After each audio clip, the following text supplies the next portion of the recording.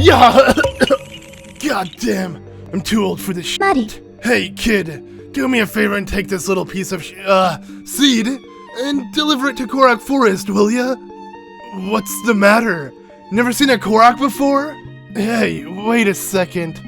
Aren't you the legendary hero? Nah, it can't be. He was killed off 100 years ago. So it's really you, Link? And you're the one who was sleeping on me for the past 100 years? Well, hope you enjoyed me as a cushion, jeez. Anyways, you really don't look the part. And you seem clueless. How could you be Hyrule's hero? If you were him, you would know who I am. I'm Phil, but you could just call me Phil. Well, you're in luck that you found me. I take it you need a few pointers or two. What are you looking for? You want to take on Calamity Ganon? In that kind of shape? In your wildest dreams, kid. Well, I like your determination, kid. Tell you what, let's see what you got.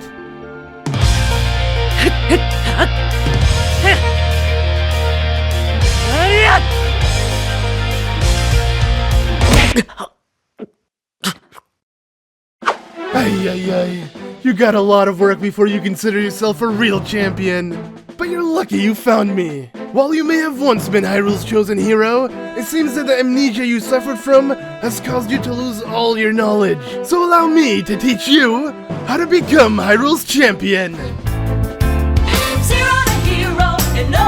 I'm gonna turn you from a Deku stick to a Bagoron sword. Alright, to get started, let's start off with the basics. Hyrule has tons of different weapons to choose from. Each style changes your combat and how you handle things. One-handed swords are best to pair with shields, as you can utilize both of them together. Unlike two-handed swords or spears, which can give you more range, but at the risk of being defenseless. So with each weapon you find, you want to keep in mind the playstyle they'll give you. Granted, every weapon will eventually break, but that's the beauty in them. You gotta make use of them while they last. So with that in mind, let's put them to use. Each enemy within the game has its own strengths and weaknesses. Never run headfirst into a camp of enemies. Make use of your surroundings and weaken them from afar. Once you manage to weaken them, you can go in for the kill. It is a lot less risky when you have far less enemies chasing you, and you can be more alert on what's around you. When facing bigger enemies, always aim for their weak points. This is where the bow and arrow would come in handy. There are tons of unique ways to make use of the bow and arrows, but similar to every weapon, they will eventually break. Also, you have a limited supply of arrows, so don't go too crazy with it. Luckily, you can pick up arrows shot by enemies or ones you've missed to make use of them again. But if you really need help aiming, you could always slow down time when shooting the bow from mid-air. This will consume your stamina very quickly when time is slowed down, but it will help you set up the perfect shot. When going for an enemy, go for their head. It's usually their weakest point. This will do a critical strike on them, giving you a window to attack them or reposition yourself. When against bigger baddies, aim for the specific weak points, such as the Hinox's eye or the Talos's ore deposits. But for most other enemies, just go straight for the noggin. Another helpful move if pulled off correctly is the sneak strike. If you are able to sneak up behind an enemy without getting caught, your next strike will deal an insane amount of damage. This is a fairly easy move to execute on enemies who are asleep, though it is best utilized on single target enemies that you are able to sneak up on. Now with the basics covered, let's try some advanced techniques. When going into a fight, there are two key techniques that will set you above the rest. These are rather risky moves to pull off, as you need to make sure you time things perfectly, and if not, you will hurt yourself. The first is the Flurry Rush. This move, when executed right, allows you to slow down time and wreak havoc on the enemy for a few short seconds, allowing you to pile on insane damage in such a short window. To perform this precisely, study the enemy's attacks. Once you get an idea for how long the windup is for their attack, time a dodge at the exact same moment before they strike. If done correctly, you will open the Flurry Rush window and get a perfect chance to go in. While this move is super effective, it sometimes requires high risk for its high reward. So seize the opportunity when you get it, and make it worth it. The second move is the perfect parry. This technique is much riskier to pull off, as if you mistime it, you are guaranteed to get yourself hit. So similar to the Flurry Rush, only use it when you're confident of landing it. To pull off the perfect parry, make sure to time the enemy's attack and parry right before the attack lands onto you. If done precisely, you will parry whatever attack sent your way and get a chance to strike back. This technique can be used on range attacks if needed as well. Alright kid, so now that we've gotten the combat out of the way, let's put you to the test. Here is a Lionel. Out of Hyrule's many enemies, these are the toughest ones out there. I want you to face one for me, Link. Come on now kid, you got this. Show us Hyrule's hero.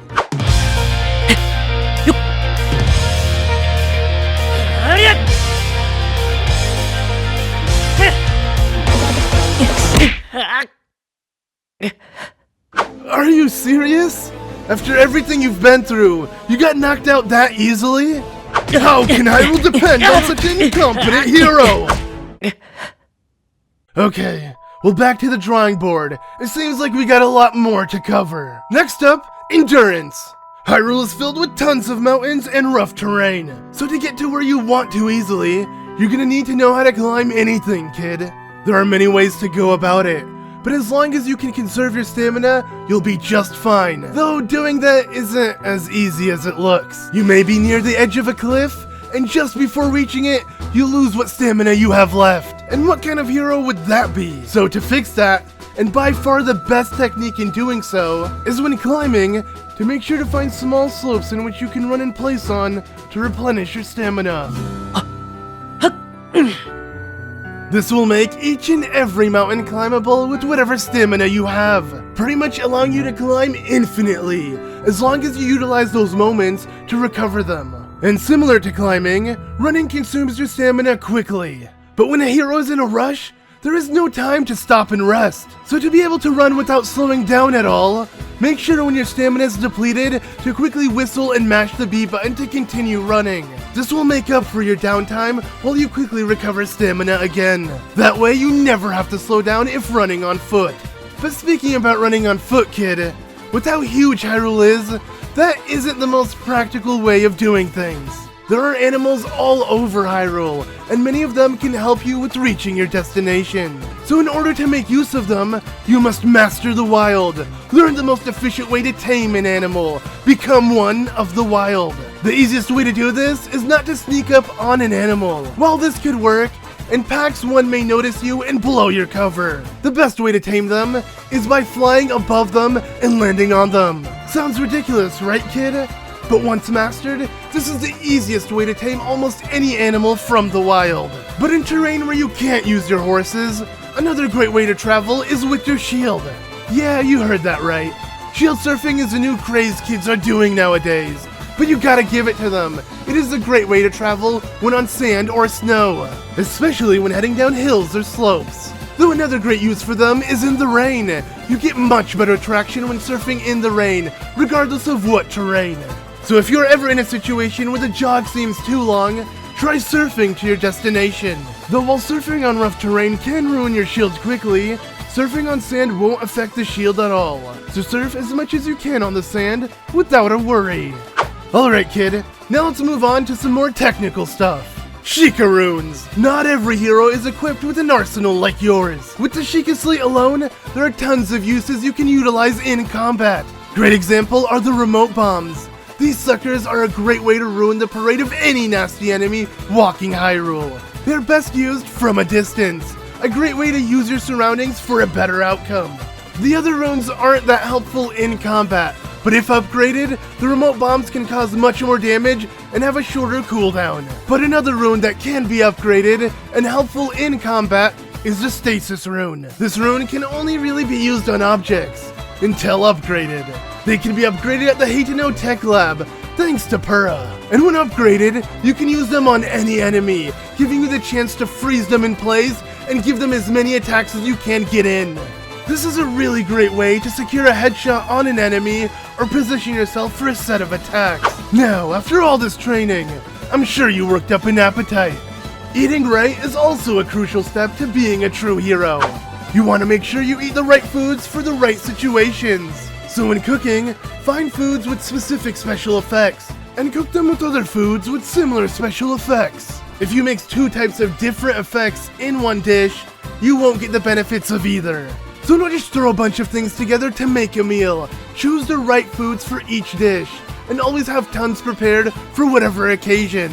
Always have foods that will either cool you down or warm you up depending on the weather. That way you don't have to change your clothes depending on that weather condition.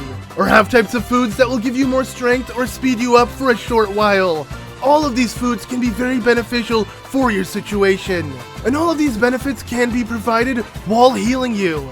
Though if you're just looking for HP, make sure to make foods without any effects to not waste the effect when needing to heal yourself. Never underestimate how helpful these meals can be for you, kid.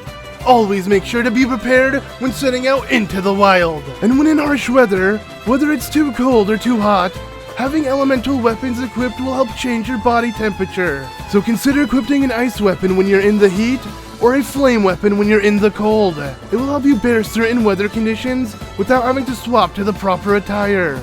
Also, consider looking for shade when in warm weather and need to cool down. Or have some source of fire next to you when you're in the cold and need to warm up. Overall, there are many things to avoid the weather damage if planned correctly. Now, after all of this, I really believe you have what it takes to be the hero, Link. Let's take on the Lionel a second time. You got this!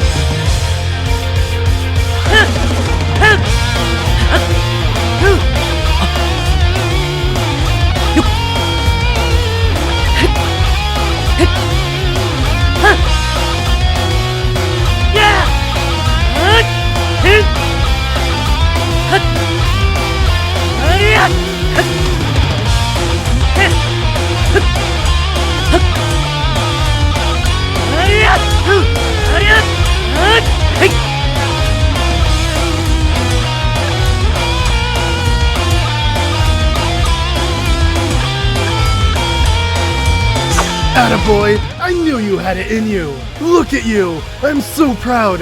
I feel like I'm really looking at Hyrule's chosen champion. You are now ready to face Calamity Ganon. But first, it would be advised to seek out the fallen champions and take their powers as yours. With their powers on top of everything you already learned, nothing can stop you. Hey guys, thank you all so much for watching. I really hope you guys enjoyed this video. I always want to make a beginner guide for Breath of the Wild as the game has so much to it. So with the help of my girlfriend Sasa, we made this. And I thought this video would be a fun concept to do. And I want to give a huge thanks to Sasa, as she drew all the artwork shown throughout this video. She does tons of artwork on her own, and if you're interested in where Phil would normally hide, check out her Korok print. Though not safe for work warning, along with a lot of her other artwork. But if you're looking for something spicy, I'm sure some of you may appreciate it. Anyways, thanks again for watching. Let me know what you thought of the video, and if you'd like to see Phil in a future video.